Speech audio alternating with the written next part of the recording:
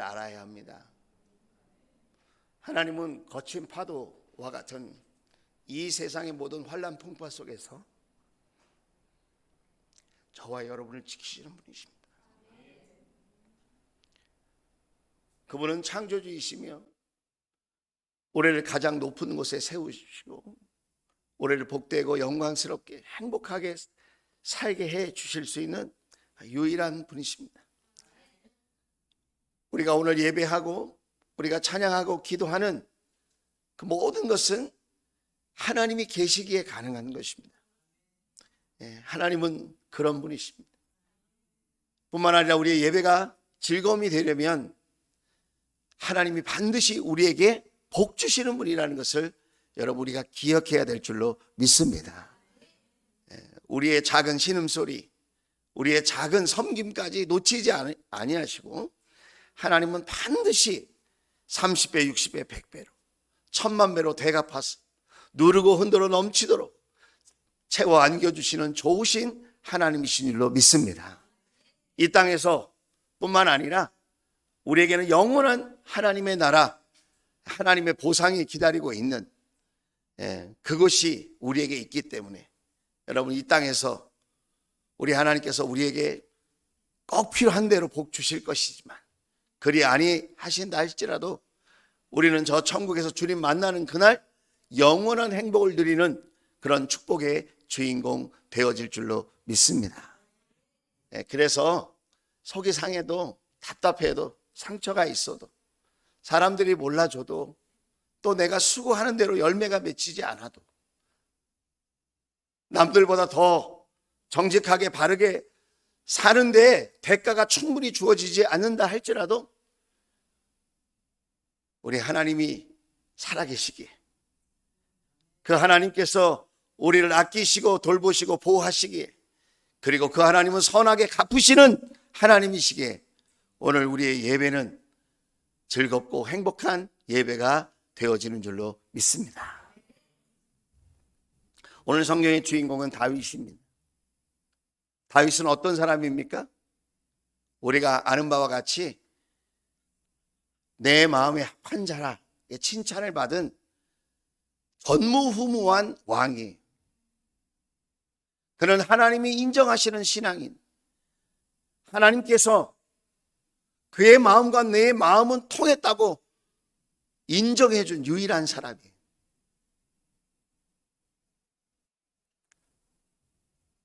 그런 다윗이 오늘 모습을 보면 예루살렘 궁전에 있습니다. 오늘 1절에 보면 이렇게 시작됩니다.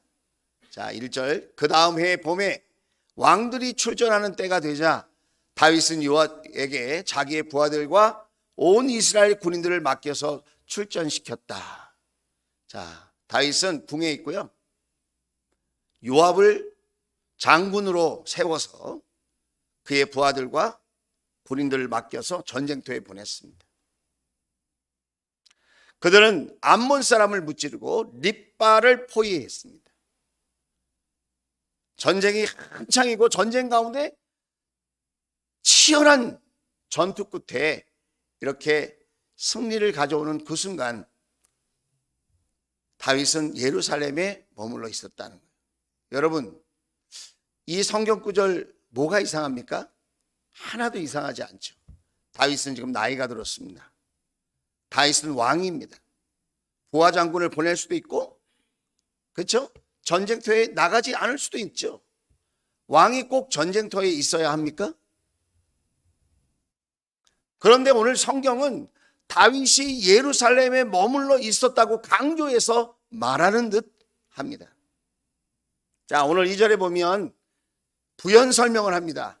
어느 날 저녁에 예루살렘 성의 왕궁에 있었는데 어느 날 저녁에 다윗은 잠깐 눈을 붙였다가 일어나. 자, 부하들은 뭘 하고 있는데? 전쟁터에 있는데. 화살이 날아들고 한 번의 칼에 생명을 잃는 그 위험하고 그 무시무시한 두려움의 현장에 그 부하들은 있는데 다윗은 낮잠을 잤다는 거예요. 잠깐 눈을 붙였다가 일어나 왕궁의 옥상에 올라갔습니다. 그때 한 여인이 목욕하는 모습이 보였어요. 근데 공교롭게도 그 여인은 못생겼다. 그랬으면 얼마나 아무 일도 안 일어났을 것 같은데, 오늘 성경에 뭐라고 써있죠? 맨 마지막 줄에 그 여인은 아주 아름다웠다 그랬습니다. 보이면 어떻게 해야 될까요? 다윗이라면 어떻게 해야 다윗다운 걸까요? 되게 아름답네. 그렇게 계속 봐야 될까요? 보였더라도 눈을 딴 데 돌려야죠. 빨리 들어가야죠. 그 자리를 피해야죠. 옥상에서 내려다 보았다는 거예요. 주목해서 봤다는 거예요. 집중적으로 봤다는 거예요. 계속 봤다는 거예요. 아름다워서 더 봤다는 거예요. 자, 3절 말씀 보세요. 자, 다윗은 신하를 보내서 그냥 보고 감상하고 끝난 게 아니라 신하를 보냈어요. 신하를. 그 여인이 누구인지 알아보게 하였다는 거예요. 다녀온 신하가 말합니다. 그 여인은 엘리암의 딸로서 햇사람 우리야의 아내 밧세바라고 하였다. 신분이 정확하게 있는 여인이에요. 그 여인은 결혼한 여인이에요. 아내라고 그러잖아요. 아내. 근데 누구의 아내예요? 전쟁터에 나가 있는 충신의 아내예요. 대장군은 아니지만 중간 계급 정도의 장군이에요. 장군. 지휘관이에요. 우리야도. 그냥 시시한 병사가 아니에요. 그러면 포기해야죠. 안 되는구나. 유부녀에다가 자기를 대신해서 전쟁터 나가서 생명을 걸고 조국을 위해서, 왕을 위해서, 백성을 위해서 전쟁터에 나가서 전쟁에 지금 목숨을 걸고 수고하고 애쓰는 부하 장군의 아내인데, 그럼 포기해야죠. 그럼 다윗이 어떻게 합니까? 자, 4절 한번 같이 읽어보겠습니다. 시작.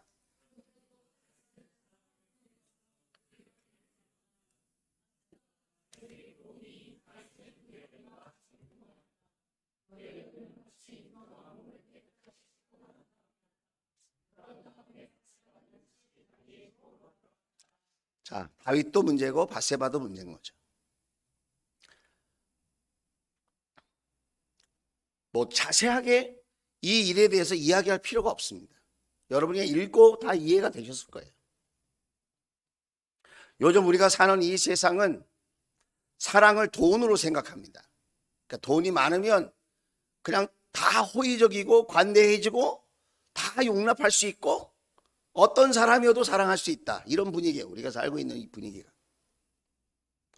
또 우리 젊은이들은 사랑을 섹시하다고 하는 것으로 다 이해를 해요. 그냥 섹시하면 돼. 그냥 그것으로 다 이해가 되고 용납이 되고 사랑이 가능하다고 생각하는 거예요.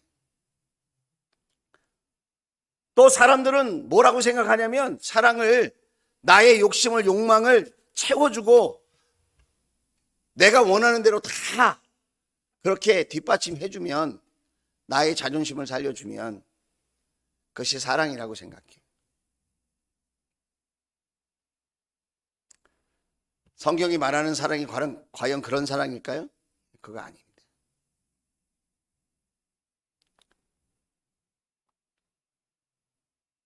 오늘 지금 다윗은 사랑을 하고 있는 걸까요? 여러분 그렇게 생각하세요? 지금 밧세바는 사랑을 하고 있는 걸까요? 아닙니다, 여러분. 이건 사랑이 아니에요. 왜 이런 기사를 부끄럼 없이 다윗 같은 인물에 대해서 조명하면서 솔직하게 성경은 말하고 있는 걸까요? 아닌 건 아니라고 성경은 우리에게 교훈하고 있는 겁니다.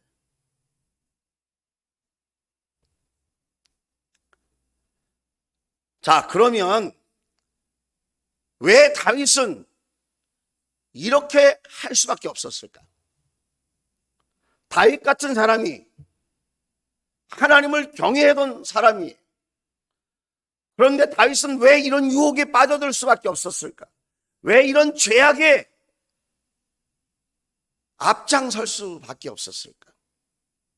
여러분이 다윗이라면 이유가 있을 거 아니에요? 왜 그랬을까? 에이, 뭐 남자가 그럴 수가 있지. 뭐 여자도 그럴 수 있지. 과연 그럴까요? 그렇지 않다는 거예요. 여기에는 아주 중요한 영적 교훈이 있다는 겁니다. 자, 다윗은 어떤 사람이었는지 여러분에게 알려드리겠습니다. 사무엘상 23장 2절 4절이에요. 자, 사무엘상 23장 2절부터 4절 말씀.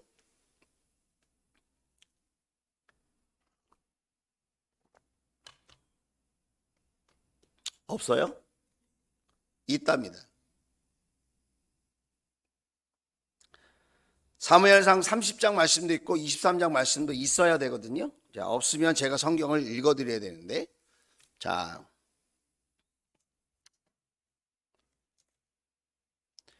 여러분 성경이 있으시면 한번 성경을 피시면 좋겠어요.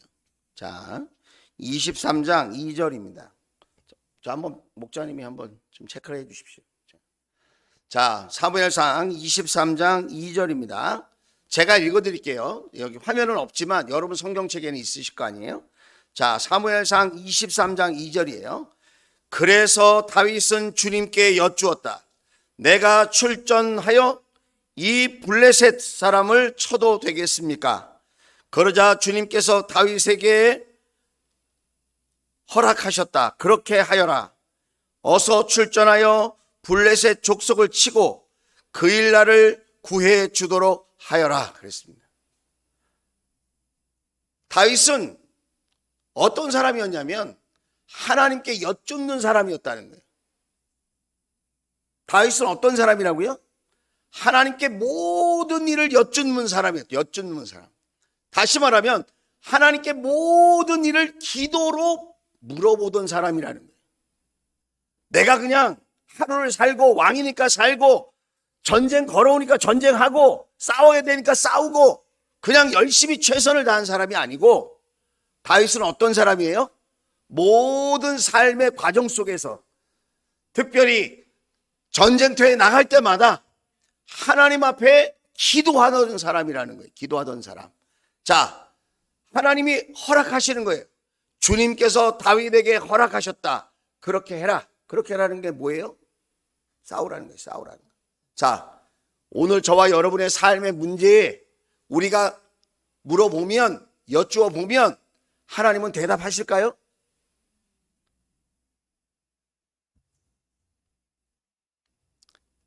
정답은 아멘입니다. 근데 우리는 그렇게 응답을 받아본 경험이 없는 거예요.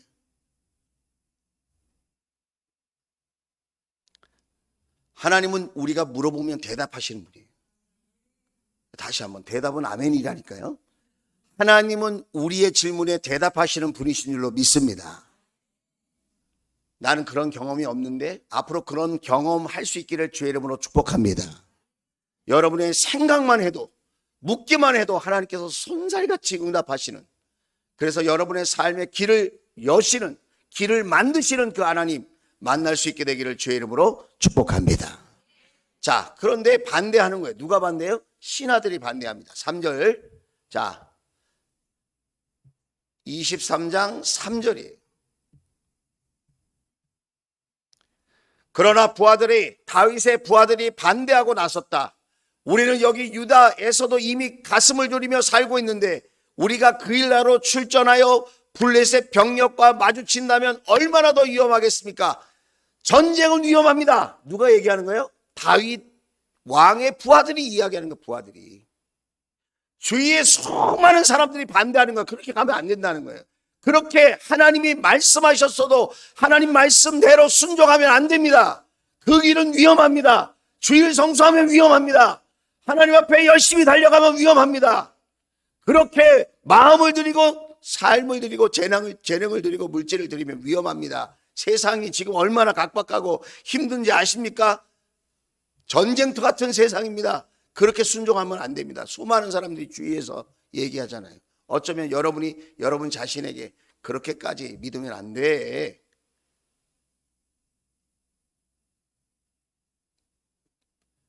다윗은 어떻게 합니까? 4절. 다윗이 주님께 다시 여쭤보았다는 거예요. 많은 사람들이 반대하니까 내가 하나님이 말씀하셨어도 그냥 포기하고 다음에 해야 되겠다, 그렇게 한 게 아니라 다시 물어봤다. 다시. 어리석은 사람은 맨날 다음 기회를 미뤄요. 믿음의 사람은 항상 다시 물어요. 다윗이 주님께 다시 여쭤보았다. 그런데도 주님께서는 똑같이 대답하셨다. 너는 어서, 너는 신속하게, 이 말이에요. 그 일나로 가거라. 신속하게 순종해라, 이 말이에요. 내가 블레셋 족속을 너의 손에 넘겨주겠다. 이미 하나님은 어떻게 하셨다는 거예요? 전쟁의 승리를 약속해 놓고 하라고 하는 거라는 거예요. 하나님이 뭘 하라고 할 때는 축복을 약속해 놓고 하라고 하는 것이지, 도박을 하듯 위험하게 결과가 불확실한데 순종하라고 하지 않는다. 하나님은 위대하신 분이시요, 가장 높으신 분이신 줄로 믿습니다. 그분은 시건치 않으시고 약속을 한 번도 깨뜨리신 적이 없어요. 그분은 사람이 아니시니 약속하시는 대로 반드시 응답하시고 여러분 복을 주시는 분이신 줄로 믿습니다. 다윗은 어떤 사람이에요? 그렇게 기도하던 사람이에요. 자, 다윗은 또 어떤 사람이었는지 여러분에게 소개해 드리고 싶어요. 사무엘상 30장입니다. 30장. 여러분 성경이 있으시면 이렇게 체크하시면 좋아요. 어느 분이 저한테 우리 주원교회는 다 보여줘서 성경책을 들고 다닐 필요가 없습니다. 그런데 그 마음이 아팠어요. 저는 도와드리려고 제가 이렇게 PPT에 다 넣어서 보여드리는 건데, 자, 30장인데 3장이라고 돼 있으니까 찾기가 어려운 것 같아요. 자, 30장입니다, 여러분. 30장인데 다 읽을 수는 없고요. 자, 8장. 30장 8절만 제가 한번 읽어볼게요. 자, 다윗이 주님께 문의하였다. 제가 이 강도들을 추적하면 따라잡을 수 있겠습니까? 주님께서 뭐라고 그러죠? 그에게 대답하였다. 내가 틀림없이 따라잡고 또 틀림없이 되찾을 것이니 추격하라. 하나님이 다윗이 질문하니까 어떻게 하십니까? 대답하시죠. 여러분, 오늘 밤 여러분의 질문에 하나님이 대답하시는 것을 믿을 수 있기를 주의 이름으로 축원을 드립니다. 지금 당장은 이해가 안 될 수 있어요. 그러나 여러분이 계속해서 기도하고 예배하고 믿음 안에서 살아가면 여러분이 기도한 것, 여러분이 기도하고 잊어버려도 여러분은 여러분의 기도한 것대로 응답되는 날을 만나게 될 줄로 믿습니다. 제가 경험했기 때문에 얘기하는 거예요. 자, 다윗은 강도가 들었어도 이렇게 물어봤다는 거예요. 자, 그리고는 자 17절 말씀 보세요. 자, 30장 17절이에요. 17절. 여기는 3장으로 되어 있네요. 자, 17절 제가 읽을게요. 다윗이 새벽부터 그 이튿날 저녁 때까지 그들을 치니 그들 가운데서 낙타를 탄 젊은이 400명이 도망친 것 말고는 한 사람도 살아남지 못하였다. 다윗이 언제부터 언제까지? 새벽부터 그 다음날 저녁까지. 새벽부터 그 다음날 저녁까지 어떻게 했다는 거예요? 앞장서서 선두에 서서 전쟁터에 나갔다는 거예요. 싸웠다는 거예요. 목숨을 걸었다는 거예요. 자, 18절. 이리하여 다윗은 아말렉 사람에게 약탈당하였던 모든 것을 되찾았다. 모든 것을 아말렉이 다 강도가 쳐들어와서 뺏어가듯이 다 뺏어가고, 두 아내도 포로로 끌고 가고, 그런데 두 아내도 되찾았다는 거예요. 자, 19절. 다윗의 부하들도 잃어버린 것을 모두 찾았다. 다윗은 어린아이로부터 나이 많은 노인에 이르기까지 아들과 딸 그리고 전리품에서부터 아말렉 사람이 약탈을 간 모든 것에 이르기까지 그 모든 것을 되찾았다. 20절. 자, 20절 같이 읽겠습니다. 시작. 다윗은 또 양떼와 소떼도 모두 되찾았다. 부하들은 가축을 몰고 다윗보다 앞서서 가면서 하나님의 전리품이다 하고 외쳤다는 거예요. 하나님께서 주신 전쟁의 선물이다. 승리의 선물. 그걸 전리품이라고 그래요. 승리의 선물. 여러분, 다윗은 어떤 사람이었어요? 포기를 모르는 사람, 앞장서서 희생할 줄 아는 사람, 앞장서서 위험한 곳에서 싸울 줄 아는 사람, 하나님이 말씀하시면 최선을 다해서 순종하던 사람이었다는 거예요. 모든 부하들과 모든 백성들에게 본이 되는 사람이었다는 거예요. 누가요? 다윗이. 자, 다윗은 두 가지 특징이 있었어요. 정리를 해보면 첫째는 뭐죠? 모든 일에 하나님 앞에 질문을 던졌다. 모든 일에 하나님께 여쭈었다. 그리고 하나님의 응답을 받았다. 자, 두 번째는 앞장서서 희생하고 섬기는 사람이었다는 거예요. 그래서 하나님은 다윗을 귀하게 여겼어요. 우리가 하나님을 믿고 신앙생활하지만 여러분, 우리는 하나님께 얼마나 묻고 살고 있습니까? 우리는 하나님께 우리의 삶의 모든 것들을 질문하며 문의하며 여쭙고 그렇게 살고 있을까요? 우리는 하나님께서 말씀하시면 그 말씀을 붙들고 희생이 찾아와도, 위험이 닥쳐온다 할지라도 앞장서서 본을 보이며 그렇게 하나님의 말씀대로 살아가려고 노력하는 신앙의 모습이 과연 우리에게 있을까요? 자, 오늘 말씀으로 되돌아가 보겠습니다. 사무엘 하입니다. 11장 말씀이죠. 1절에 다시 돌아가 보면 뭐라고 얘기합니까? 다음 해 봄에 그랬어요. 왕들이 출전하는 때가 되자, 성경은 분명히 말하고 있어요. 이 전쟁에는 누가 출전해야 된다는 거예요? 왕들이 그 나라의 대표로 출전해야 된다는 거예요. 그런데 다윗은 출전하지 않았어요. 왜 그랬을까요? 통일 왕국의 왕이 됐거든요. 사무엘상은 다윗이 왕이 되기까지의 그 환난과 고난과 어려움에 대해서 이야기를 하고 있고, 사무엘하는 다윗이 통일 왕국의 왕이 되어서 생활했던 모든 그 생활상을 설명하고 있어요. 그런데 11장에는 다윗이 더 이상 전쟁터에 나가지 않았다는 거예요. 왜 그랬을까요? 이만하면 됐어. 그동안 내가 전쟁터에 많이 나갔지. 그동안 내가 참 열심히 싸웠어. 이제는 부하 장수들이 나가서 싸워도 괜찮을 거야. 나는 더 이상 이렇게 위험한 일을 감당하지 않고 앞장서서 희생하지 않아도 이제는 나라가 잘 굴러갈 거야 라고 하는 생각을 했다는 것입니다. 특별히 여기에 보면 이 전쟁터에 나가지 않으면서 하나님께 물었다는 말이 나옵니까? 하나님께 물었다는 말이 나오지 않습니다. 그건 누구 생각이라는 거예요? 자기 생각이에요. 자기 생각. 자기가 볼 때 좋은 생각, 자기가 볼 때 옳은 생각, 자기가 판단할 때 나은 생각, 그렇게 생각했다는 거예요. 그래서 여러분, 다윗에게 어떤 일이 일어납니까? 좋은 일이 일어납니까? 아니란. 기도하는 마음이 우리의 마음속에서 사라지면, 하나님께 묻고 하나님을 의지하고 하나님께 여쭙고 하나님께 기도하려고 하는 마음이 우리 마음속에 사라지면, 그 영성이 사라지고 하나님을 바라보던 그 믿음이 사라지면, 빈 마음이 되면 여러분 어떤 일이 일어납니까? 육적인 감각이 살아난다는 거예요. 영성이 사라지면 육적인 감각이 살아난다는 거예요. 왜 이런 일이 일어납니까?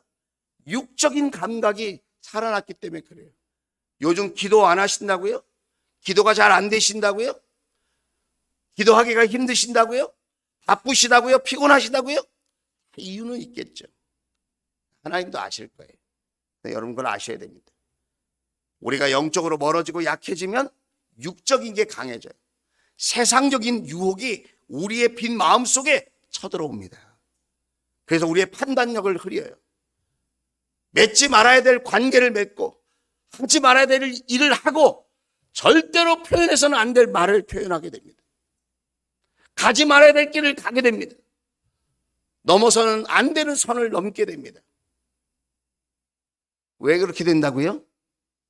영성이 사라지면 하나님을 경외하는 마음이 사라지면 육적인 감각, 세속적인 마음이 증가가 되는 거예요. 증가가 돼요. 여러분이 여러분 자신을 한번 잘 보세요. 내가 육적인 것, 세상적인 것에 마음이 막 이끌리고 넘어서는 안 될 그 선을 막 넘어서 이성에 대한 생각이나 여러분 그 외의 유혹과 세상적인 것에 여러분이 마음을 빼앗기고 하나님이 원하는 길보다는 다른 길로 자꾸 가고 싶은 그런 이끌림이 있다면 여러분이 지금 하나님을 경외하는 마음이 점점 작아지고 약해지고 사라지고 있다는 사실을 여러분 주목하셔야 됩니다. 왜 이렇게 또 육적인 감각이 살아났는가? 그것은 솔선수범하던 신앙의 자세를 버렸기 때문에 그래요. 내가 더 이상 이렇게 앞장서서 싸우지 않아도 돼. 요압 장군, 당신이 가서 그렇게 본을 보이며 앞장서서 싸우시오.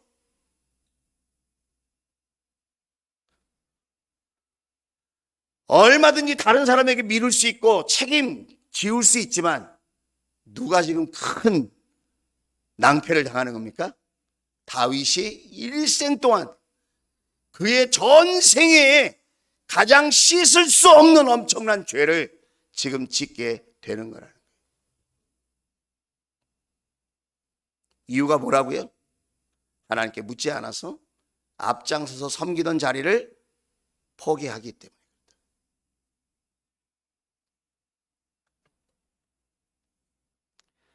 저도 제 자신에게 이 말씀을 가지고 적용을 해봤어요. 나의 요즘 기도 생활은 기도하려고 하는 내 마음의 자세는 어떤지, 성실한지 정직한지 깨끗한지, 한 번이라도 더 기도하기를 원하는지, 기도의 자리를 사모하는지, 기도하는 그 시간을 즐거워하는지, 마지못해 하고 있는지, 어쩔 수 없이 하려고 하는지, 나는 신앙생활 하면서 앞장서서 이렇게 섬기고 노력하고 애쓰는 그런 일들이 나에게 큰 특권이라고 생각하고 있는지, 아니면 빨리 다른 사람이 해줬으면 좋겠다, 나는 좀 더 세상적으로 쉬었으면 좋겠다, 이렇게 생각하고 있는지. 제 마음속에도 이렇게 꿈틀꿈틀 육적인 감각이 막 살아나려고 하는 그런 유혹이, 그런 도전이 왜 없겠습니까? 여러분은 더 하지 않겠어요? 여러분은 세상에서 얼마나 더 많은 유혹과 얼마나 더 많은 갈등을 겪으시면서 여러분 하루하루를 살아내십니까? 그런데 중요한 것이 있습니다. 하나님을 위한 고난이라면, 하나님이 우리에게 주신 사명이라면 그것이 아무리 힘들고 어려워도 우리에게 유익하다는 사실입니다. 세상의 유혹을 끊을 수 있고 세상의 도전을 분별할 수 있고, 이것이 하나님의 길인지 마귀의 길인지, 이것이 생명의 길인지 이것이 멸망의 길인지, 이것이 하나님께서 우리에게 가기를 원하시는 복된 길인지 그렇지 않은지를 우리가 분별할 수 있게 되어진다는 거예요. 그래서 주님을 위한 고난은 날 지키는 거예요. 여러분, 나한테 좋은 거예요. 나한테. 어느 목자가 이 얘기를 하고 있더라고요. 일하는 게 참 힘들어서 옛날 같았으면 자기가 그만뒀을 거래요. 목자니까 자기가 그만두지 않고 계속해서 일한다는 거예요. 왜 그러죠? 목원들에게 본을 보여야 하는 자리이기 때문에.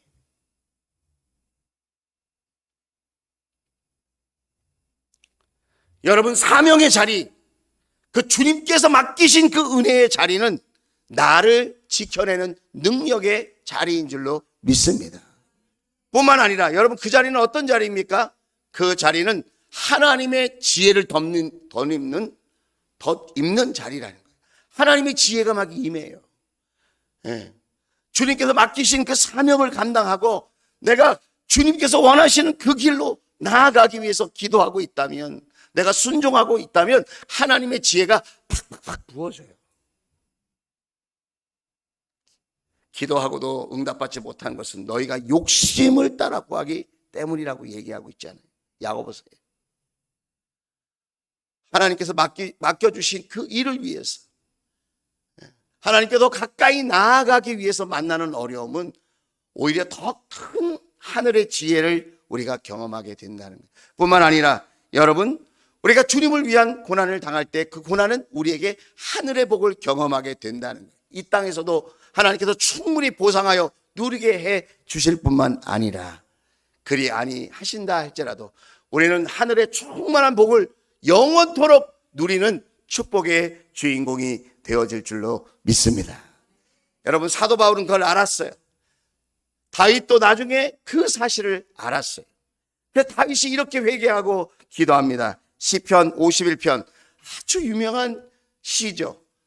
바세바와의 그 범죄 사건 이후에 눈물로 하나님 앞에 기도하는 그런 장면이 시편 51편에 나와 있습니다. 제가 그 중에서 9절부터 읽어드리겠습니다. 주님의 눈을 내 죄에서 돌리시고 내 모든 죄악을 없애 주십시오. 10절, 하나님 내 속에 깨끗한 마음을 창조하여 주시고 내 속을 견고한 심령으로 새롭게 하여 주십시오.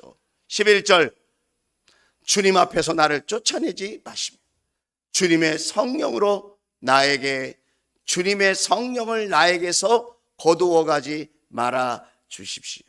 육신의 편안함, 자기의 뜻대로 자기의 방식대로 세상의 요구대로 적당히 타협하고 미루고, 여러분 그렇게 살면 당장은 좋을 것 같지만 여러분 성령의 은혜를 놓칩니다. 성령의 인도하심을 여러분 내 스스로 끊는 거예요. 그리고 여러분 예배의 기쁨을 잃어버려요. 예배가 즐겁지 않은 이유, 내 방식대로 고집하면서 세상식대로 살려고 하기 때문에 예배가 즐겁지 않은 거예요. 오늘도 하나님께서는 저와 여러분에게 말씀하십니다. 뭐라고 말씀하시죠? 사명의 자리가 축복의 자리다. 주를 위한 고난의 자리가 하나님께서 우리에게 주시는 하늘의 복을 누릴 현장이다. 한번 따라서 하겠습니다. 사역의 현장이 축복의 현장입니다. 할렐루야. 다시 한번, 예배의 현장이 축복의 현장입니다. 다시 한번, 목장의 현장이 축복의 현장입니다. 할렐루야. 다윗이 오늘 저와 여러분에게 주는 교훈이에요. 우리가 그 사실을 꼭 붙들고, 여러분 예배의 자리, 사역의 자리, 목장의 그 자리 여러분 꼭 붙드시고, 하나님이 주시는 하늘의 복, 그 지혜와 능력을 여러분 꼭 힘입고 믿음으로 승리하는 저와 여러분 될 수 있기를 주의 이름으로 축복합니다.